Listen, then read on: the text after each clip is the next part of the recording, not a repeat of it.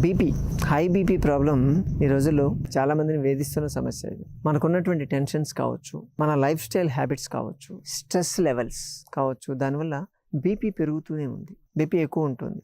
ఒక 30-40 ఇయర్స్ దాటగానే బీపీ టాబ్లెట్లు స్టార్ట్ చేసేవాళ్ళు ఎంతోమందిని మేము చూసాం. సేఫ్ సైడ్, మీరు స్ట్రెస్ రిలేటెడ్ లైఫ్ యాక్టివిటీలో ఉన్నారు కాబట్టి మీరు ముందు జాగ్రత్తగానే స్టార్ట్ చేయండి అని చెప్పి టాబ్లెట్ స్టార్ట్ చేసే వాళ్ళని కూడా మేము చూస్తున్నాం. అంటే బీపీ రావడానికి ఫిజికల్ కారణాలు ఎంత ఉంటాయో మానసికంగా ఉండేటువంటి కారణాలు కూడా అంతే ఉంటాయి. ఒక విధంగా చెప్పాలంటే శారీరకంగా ఉండే కారణాల కన్నా మానసికమైన కారణాలు చాలా ఎక్కువ ఉంటాయి. ఏదో ఒక విషయం మీద ఎక్కువ దీర్ఘంగా ఆలోచించడం, దాని గురించి ఎక్కువ టెన్షన్ పడడం, మనోవ్యాకులత అంటాం దాన్ని. దాంతో మీకు బీపీ పెరుగుతుంది. బీపీ పెరిగితే దాన్ని హై బీపీ ఇంత ఉండడం మంచిది కాదు మీకు అని చెప్పి టాబ్లెట్ స్టార్ట్ చేస్తారు. ఆ సమస్య ఉండేది కొంతకాలమే. సపోజ్ ఒక 1 వీక్ ఉందనుకోండి, 1 వీక్ బీపీ షూటప్ అయ్యే ఉంటుంది. ఆ టైంలో మీరు వెళ్ళి టాబ్లెట్ స్టార్ట్ చేశారు, ఆ సమస్య పోయిన తర్వాత మళ్ళీ బీపీ నార్మల్ అయిపోద్ది కదా. నార్మల్ అయిపోతే టాబ్లెట్ కట్ చేయాలి కదా. లేదు, ఒకసారి నువ్వు స్టార్ట్ చేసావు కాబట్టి నువ్వు కంటిన్యూ చేయాల్సిందే అని చెప్తారు. అంటే ఇంకంతే, మళ్ళీ ఎప్పుడైనా సరే నువ్వు ఎప్పుడైనా టెన్షన్ పడతావేమో, టెన్షన్ పడ్డప్పుడు కూడా నీ బీపీ పెరగకుండా ఉండడానికి ఇది ఇస్తున్నాను అని చెప్తారు. మరి దాంట్లో ఎంతవరకు లాజిక్ అన్నది పక్కన పెడితే, ఈ బీపీ టాబ్లెట్స్ వాడితే కూడా మనకు కొన్ని సైడ్ ఎఫెక్ట్స్ వస్తుంటాయి. లాంగ్ రన్ బీపీ టాబ్లెట్స్ మీరు వాడితే మీ స్కిన్ అంతా డ్రై కావడం ఒకటి, అలాగే స్కిన్ మీద దురదలు లాంటివి రావడం ఒకటి, ఇంకొంతమందికి స్లీప్లెస్నెస్, నిద్ర పట్టకపోవడం, నాలుక పగిలినట్టు కావడం, ఇలా కొన్ని ప్రతి టాబ్లెట్కి మనం ముందు నుంచి చెప్తూనే ఉన్నాం. ఏ టాబ్లెట్ మనం తీసుకున్నా దానికి తగినట్టు ఎంతో కొంత మనకు సైడ్ ఎఫెక్ట్స్ అయితే కామన్.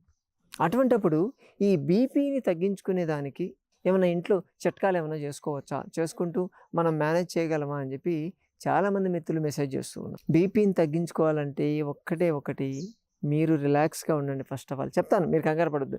బార్లీ నీళ్ళు ఒకటి తాగండి. బార్లీ డయూరిటిక్ లాగా పనిచేస్తూ ఉంటుంది. చాలామందికి బీపీ ఉన్న వాళ్ళకి డయూరిటిక్స్ ఇస్తూ ఉంటారు, టాబ్లెట్స్ ఇస్తూ ఉంటారు.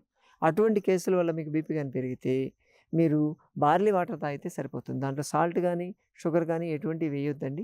డైరెక్ట్గా ప్లెయిన్గా తీసుకోవాల్సి ఉంటుంది. కావాలంటే నిమ్మకాయ పిండుకోవచ్చు. ఇది చేయాలి. పోతే మన ఇంట్లో దొరికేటువంటి వస్తువుల్లో కాకరకాయ అండి.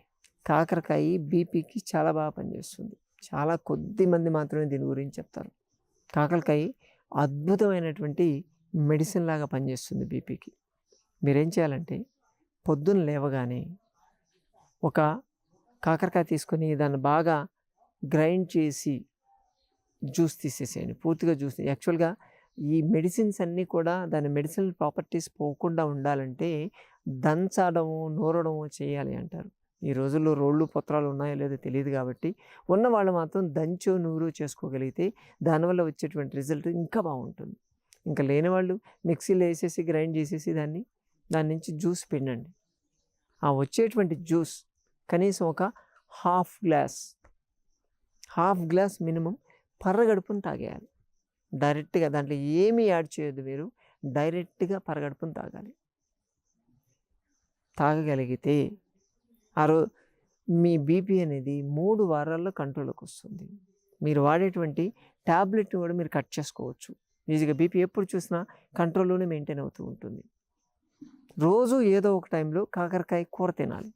కాకరకాయ అది ఉడికించి తినాలి. ఫ్రై మాత్రం చేయొద్దు. ఎట్టి పరిస్థితుల్లో ఆయిల్ అస్సలు వాడొద్దు. కాకరకాయని ఉడికించి తినాల్సి ఉంటుంది. అది సో కాకరకాయ జ్యూసు తాగాము, కాకరకాయని ఉడికించి తిన్నాం. దీంతోపాటు ఆకుకూరలు బాగా వాడండి. అలాగే అరటిపండు, రోజుకి ఒక అరటిపండు తినాలి, ఒక యాపిల్ తినాలి. ఈ 3 పెట్టుకోండి చాలు. మీరు కాకరకాయ జ్యూసు ఎర్లీ మార్నింగ్ పరగడుపుతూ ఏమీ తీసుకోకుండా తాగాలి. మధ్యాహ్నమో సాయంత్రమో ఏదో ఒక టైంలో కాకరకాయ కూర ఉండాలి. తర్వాత ఆకుకూర ఖచ్చితంగా ఉండాలి. కాకరకాయ ఆకుకూర కలిపొడి చేసుకోవచ్చు, మీ ఇష్టం. కానీ ఆకుకూరలో పప్పు మాత్రం వాడొద్దు. అలాగే ఒకసారి అరటిపండు తినండి, ఒకసారి యాపిల్ తీసుకోండి. మామూలు Apple, red Apple, green Apple కాదు. తీసుకోగలిగితే ఖచ్చితంగా మీ హై బీపీ అనేది తగ్గుతూ వస్తుంది. గ్రాడ్యువల్గా తగ్గుతూ వస్తుంది. గ్యారంటీ, తగ్గడం అయితే గ్యారంటీ.